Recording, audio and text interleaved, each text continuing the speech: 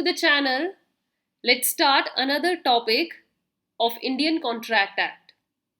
आप सबको पता है कि हमने इलीगल एग्रीमेंट्स और वॉइड एग्रीमेंट्स को बहुत अच्छे से डिस्कस किया है. My dear students, illegal agreements हमने डिस्कस किए थे in section 23 and void agreements आपके from 25 to 30. 30 was wagering agreement, the last we discussed. आज हम जानेंगे कि इन दोनों ही एग्रीमेंट्स में डिफरेंस क्या है. इलीगल एग्रीमेंट्स को भी हम वॉइड बोलते हैं, सॉरी नॉन एनफोर्सिएबल, और वॉइड एग्रीमेंट्स भी नॉन एनफोर्सिएबल होते हैं. But what is the major difference कि हमने इनके नेम को अलग रखा है, सेक्शन अलग दिया है, तो how it gives us this difference, क्या डिस्टिंक्शन है इन दोनों में. And plus, along with that, we will also discuss certain exceptions. Exceptions का मतलब कि although दोनों ही documents या दोनों ही agreement contract ऐसे हैं जिनको हम कोर्ट में enforce नहीं कर सकते, non enforceable होते हैं, unenforceable. But there are certain exceptions जो कि आप क्या कर सकते हो, enforce कर सकते हो even though वो illegal और void हैं. तो आइए जानते हैं, डिस्कस करते हैं आज का topic, very very important. So here, first of all, the Indian Contract Act draws the distinction between an agreement which is only void and one which is in consideration of the object is also unlawful.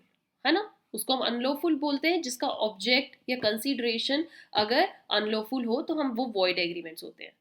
Now, illegal agreement is one which is actually forbidden by law, जिसको कानून ही forbid करता है. ऐसे agreement जो कि आप बना ही नहीं सकते, fraudulent in nature, forbidden by law, against public policy, ये ऐसे एग्रीमेंट है जो कि हमने सेक्शन 23 में डिस्कस किए थे, कंप्लीटली इलीगल नेचर के हैं. बट वॉइड एग्रीमेंट्स वो होते हैं दैट आर नॉट फॉरबिडन, जिसको कानून फॉरबिड नहीं करता है, but law merely say that अगर आप वो बनाओगे तो आप उनको कोर्ट में नहीं ला सकते. ठीक है, वो एग्रीमेंट ऐसे हैं, इलीगल नहीं है, but yes they are not enforced in the court. जैसे वेजरिंग एग्रीमेंट था, हमने डिस्कस किया.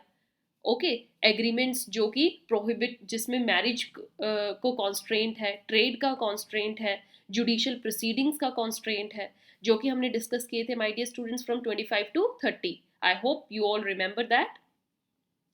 नाउ अब आपको पता लगा इलीगल एग्रीमेंट्स जो कंप्लीटली कानून ही कहता है आप मत बनाइए, बट यहाँ पर ये क्या, although law don't forbid you, but court says that these can not be enforced.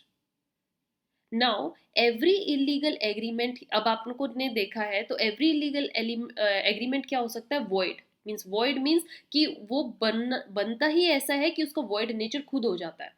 But void agreement जो होता है वो इलीगल नहीं होता है, अगेंस्ट द लॉ नहीं है. समझ में आई दोनों बातें. So now this is the difference. अब कुछ सिमिलैरिटी देखते हैं दोनों में. Similarity between illegal and void agreement is that in either case the main or the primary agreement जो होता है वो unenforceable है.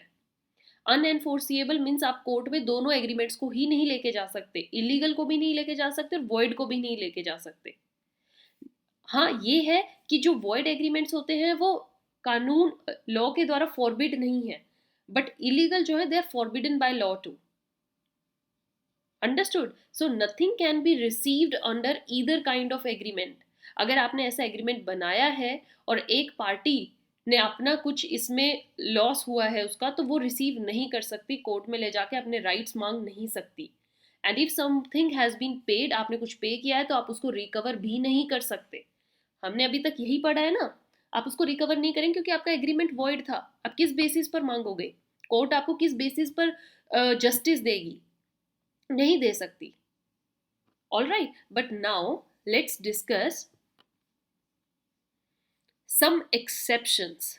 Very very important. एक्सेप्शंस का मतलब कि अभी मैंने जस्ट बताया कि आप रिकवर नहीं कर सकते, बट जो मैं अभी आपको एक्सेप्शंस दूंगी इसमें क्या है कि आप अपने राइट्स को क्लेम कर सकते हो, आप अपनी मनी को रिकवर कर सकते हो. Right, so what are those exceptions? Very very important, read it with me. A guilty party has no right of action on an illegal और वॉइड कॉन्ट्रैक्ट। अभी हमने यही देखा है कि उनका कोई राइट ऑफ एक्शन नहीं है, कोई राइट नहीं होता. However, there are certain exceptions to it. What are those exceptions, my dear students? Let's do one by one. The very first is where the contract is still executory. ऐसा contract जिसका एक part illegal हो गया है but the other part जिसका उससे कोई effect नहीं है, आप उसको एग्जीक्यूट कर सकते हो. So what it says that if no part of the illegal purpose has been caused, means ऐसा एक पार्ट कॉन्ट्रैक्ट का जो कि कंप्लीटली इलीगल नहीं है, इलीगल से बिल्कुल अलग है, द मनी पेड और the goods delivered under it may be recovered. आप उसको जरूर रिकवर कर सकते हो, वो हो सकता है recover. All right, this is the first exception. The second one is parties do not in pacta delicto. Pacta delicto का मतलब होता है इन इक्वल फॉल्ट. अगर दो पार्टीज हैं, उनका इक्वल फॉल्ट हुआ तो माय डियर स्टूडेंट्स दोनों को कुछ नहीं मिलेगा. बट अगर एक पार्टी ऐसी है जो कि इक्वल फॉल्ट पे नहीं है, जिसका फॉल्ट कम है या जिसने गलती कम करी है, तो उसको कुछ रिकवर हो जाएगा. सो यहाँ पर यही बोला गया है, this maxim says that where the partners are not in pacta delicto, delicto आएगा माय डियर स्टूडेंट्स यहाँ पे DELICTO. ओके, तो the guilty may be able to recover the money paid or property transferred under the contract. जो little guilty होगा उसको money मिल जाएगी.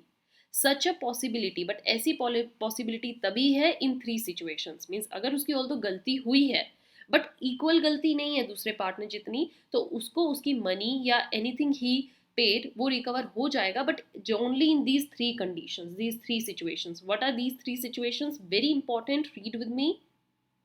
The very first is the contract may be of a kind made illegal, means contract although illegal nature का था, by the statute in the interest of a particular class of persons of whom the plaintiff is one. Okay, but इसमें interest कैसा है, कुछ लोगों का है और उनमें से plaintiff एक है, तो उसको उसका पैसा मिलेगा. The second is plaintiff must have been induced to enter into a contract by fraud or strong pressure. या ऐसा हो कि प्लेंटिफ को उस कॉन्ट्रैक्ट में या तो कोई इंड्यूसमेंट दी गई हो या फ्रॉड या स्ट्रॉन्ग प्रेशर से उसको उस कॉन्ट्रैक्ट का पार्ट बनाया गया हो. राइट, या फिर थर्ड सिचुएशन ऐसी हो कि there is some authority for the view that a person who is under a judiciary duty to the plaintiff who will not be allowed to retain property or to refer the account for money received on the grounds of an illegal transaction. या ऐसा हो जो judiciary duty पर person है, उसकी authority हो कि ना वो प्रॉपर्टी रिटेन कर सकता है और ना वो उसके मनी अकाउंट रख सकता है, तो वहां पर भी प्लेंटिफ को कुछ हेल्प मिल जाएगी. राइट, तो ये थ्री सिचुएशंस हैं जहां पर आप इक्वल फॉल्ट में नहीं हो, कम फॉल्ट है तो आपको कुछ मिल जाएगा. Two exceptions done. Let's move to the third one. Third one says that where recovery possible relying on the illegal contract. Okay, illegal contract है जहाँ बट वहाँ पर कुछ रिकवरी के पॉसिबिलिटीज हैं, जैसे कि a man's right to his property will be enforced as against a person in possession even if he obtain the possession under an unlawful agreement. कि अगर एक पर्सन की प्रॉपर्टी किसी दूसरे पर्सन के पास है तो वो अपनी प्रॉपर्टी को मांग सकता है कि चाहे वो एक अनलॉफुल एग्रीमेंट से क्लेम की गई हो. जैसे कि हम केस समझते हैं, यहाँ पर आपको बहुत अच्छे से इस केस से समझ आएगा. इन अब्दुल जबर वर्सेस अब्दुल एम में क्या था, it would make no difference that a parties को नॉलेज थी of the fact that their contract contain an illegal element. Okay, दोनों पार्टीज को और बेशक नॉलेज हो कि इलीगल एलिमेंट है उनके उसमें, but it will make no difference. So when a contract अगर रेपुडिएट कर दिया है क्योंकि इलीगैलिटी थी या कॉन्ट्रैक्ट खत्म इसलिए हो गया क्योंकि इसमें इलीगल चीज थी, तो जो इनोसेंट पार्टी है वो अपनी कंपनसेशन रिकवर करेगी proportionate to the amount of work done. जितना उसने दूसरी पार्टी को बेनिफिट दिया है वो अपना पार्ट क्लेम करेगी. All right, now the fourth exception is the collateral transactions. Collateral transaction means जहां पर difference between an illegal and the void agreements relates to their effects upon the collateral transaction. Collateral transaction ऐसी हैं जो कि void agreement और illegal agreement में difference बता देती है। तो कोलेटरल ट्रांजैक्शन क्या होती है? ऐसी transaction subsidiary to the main transaction, जिस मेन ट्रांजैक्शन पर बात हो रही है जो कि इलीगल नेचर की है। Okay, so if the main transaction जो इलीगल है, कोलेटरल ट्रांजैक्शन जो होगी वो भी सेम इलीगैलिटी की मानी जाएगी, उसको हम इलीगल मानी जाएंगे और मनी वहां पर money will be recoverable. Okay, will also be tainted with same illegality and it will be recoverable.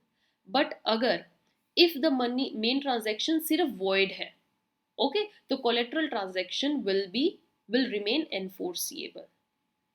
All right my dear students, यहाँ पर आएगा will not recoverable.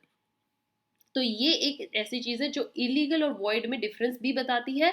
और कोलेटरल ट्रांजैक्शन को याद रखिएगा, कोलेटरल ट्रांजैक्शन अगर इलीगल एग्रीमेंट्स में है no money is recovered, but void agreement में है then you can recover, enforce कर सकते हो।